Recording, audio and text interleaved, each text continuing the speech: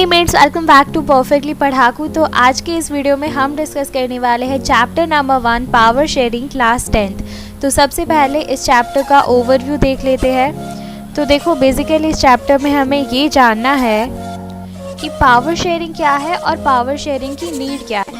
तो देखो, इस चैप्टर में हमारे पास जो है दो कंट्रीज़ है, पहला है बेल्जियम, दूसरा है श्रीलंका।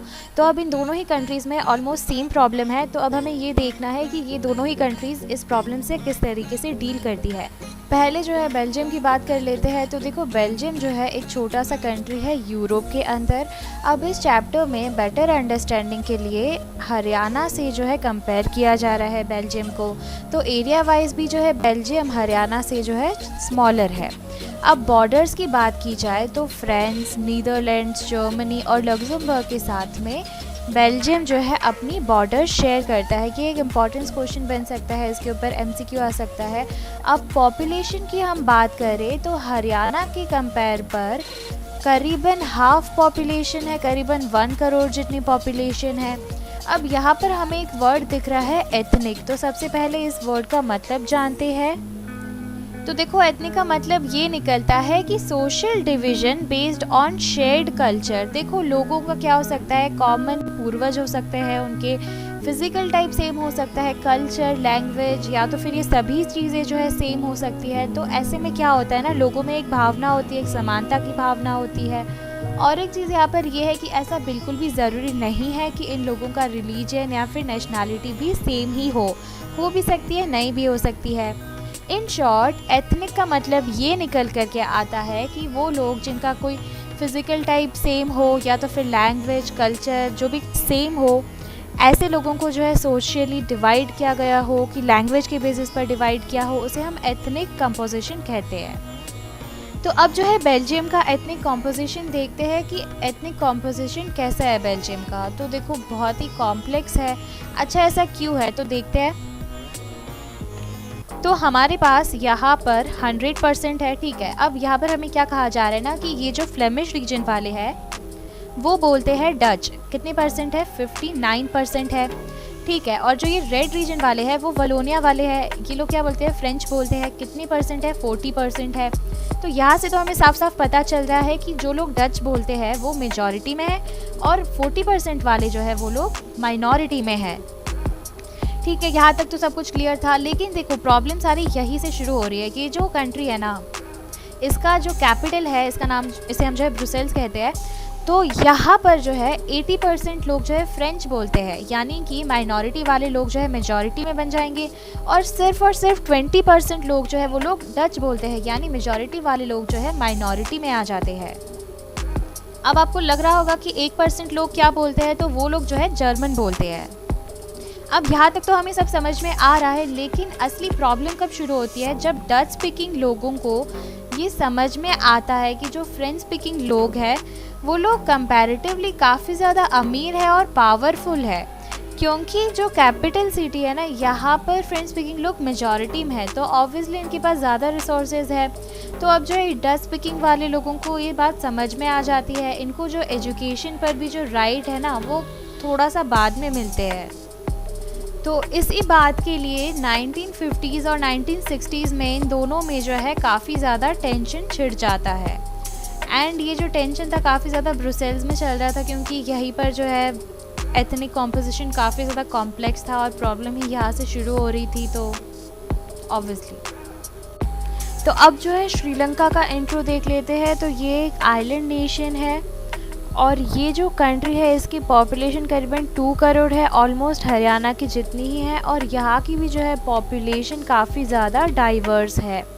अब जो है डिवीज़न देख लेते हैं। देखो, सिन्हाला स्पीकर जो है 74% है, यानी कि मेजॉरिटी में है। तमिल स्पीकर्स करीबन 18% है, यानी कि माइनॉरिटीज़ में है। अब तमिल स्पीकर्स में भी 2 सब ग्रुप्स है। एक है श्रीलंकन तमिल्स जो कि 13% है और दूसरे हैं इंडियन तमिल्स। अब इंडियन तमिल्स किन्हें कहते हैं, तो देखो, कॉलोनियल पीरियड यानी कि जब ब्रिटिश रूल चल रहा था, तब कुछ तमिल्स जो इंडिया से प्लांटेशन वर्कर के तौर पर आए थे और फिर श्रीलंका में ही बस गए, तो उन्हें हम जो है इंडियन तमिल्स कहते हैं। अब जो है रिलीजन के बेसिस पर देखा जाए तो जो मेजॉरिटी है यानी कि सिन्हाला स्पीकिंग है वो लोग जो है बुद्धिज़्म को फॉलो करते हैं, और जो तमिल है वो लोग या तो हिंदू है या तो मुस्लिम है, और जो 7% है वो क्रिश्चियन है, यानी दोनों ही हैं, तमिल और सिन्हाला वाले।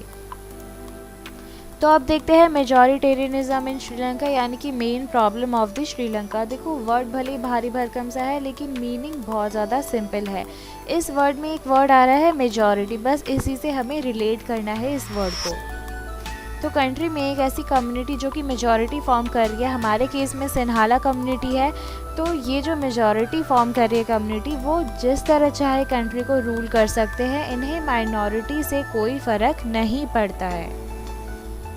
बात करें श्रीलंका की तो ये कंट्री जो है 1948 में जो है इंडिपेंडेंट हुई थी। अब यहाँ पर आता है सिन्हाला कम्युनिटी।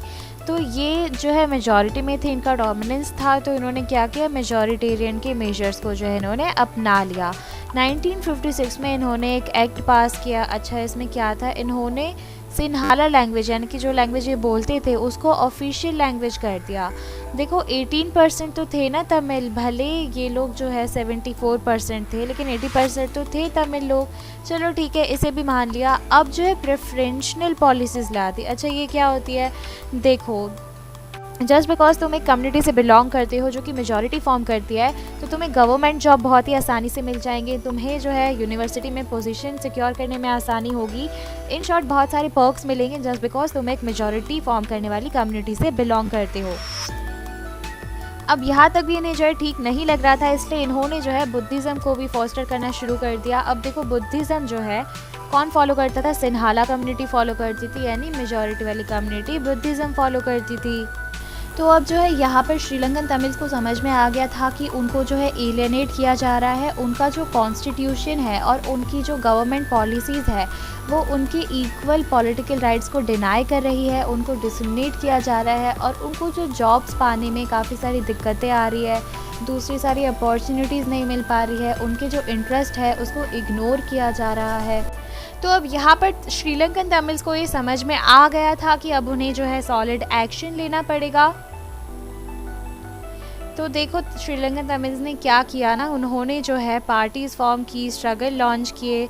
क्यों किए, जिससे कि तमिल जो है ऑफिशियल लैंग्वेज बन जाए, उन्हें रीजनल ऑटोनॉमी मिल जाए, उनको जो है इक्वालिटी ऑफ अपॉर्चुनिटी मिले, उनकी एजुकेशन, उनकी जो जॉब्स है वो सिक्योर हो जाए।